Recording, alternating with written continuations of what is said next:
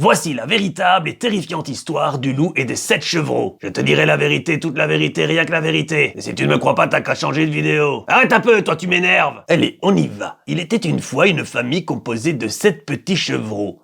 Ils vivaient dans une petite maisonnette au bord de la forêt avec leur mère, une chèvre complètement folle. La mère chèvre avait une particularité terrifiante. Lorsqu'elle était en colère, elle se transformait en une sorte de mutante odorante et terrifiante, capable de faire fuir même le pire des ogres. Un jour, la chèvre mère avait un rendez-vous amoureux avec un hippocampe unijambiste et borgne. Ouais, la chèvre a de drôles de goût, je sais, mais bon, ce n'est pas le sujet de la vidéo. Elle avait donc prévenu ses chevreaux qu'elle devait s'absenter, et de fait, eux devaient se méfier du loup, car elle prétendait, pauvre sotte, que le méchant loup rôdait dans la forêt, alors que ce n'est même pas vrai. Je suis pas méchant, moi. Juste, il faut pas m'énerver, ok?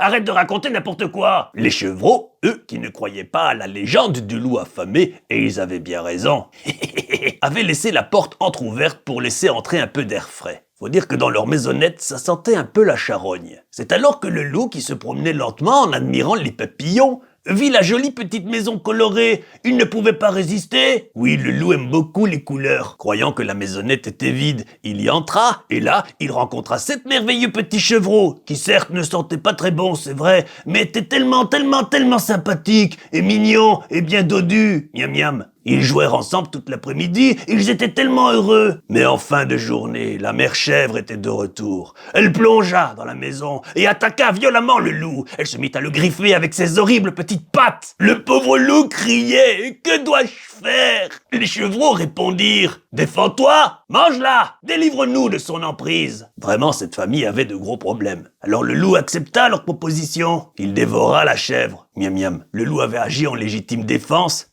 La mère chèvre mutante était devenue folle furieuse. Les chevreaux eux-mêmes avaient bien vu, de leurs propres yeux, que leur mère avait attaqué le loup sans raison. Le loup est toujours une victime. Apprends cette leçon. Je suis une victime. Le loup, épuisé par cette lutte, s'effondra sur le sol. Les petits chevreaux pansèrent ses blessures, et le loup, touché par leur amour, leur proposa de devenir leurs copains. Depuis, le loup les défend contre tous les dangers de la forêt, et ils vivent très heureux ensemble. Ils ont une relation harmonieuse et tout à fait normale. Aucune ambiguïté. Et quand le loup a faim, il y en a toujours un qui est prêt à s'offrir un sacrifice. « Mange-moi », lui disent-ils. Miam miam. Du coup, c'est plus les 7 chevreaux, mais ce qu'il en reste.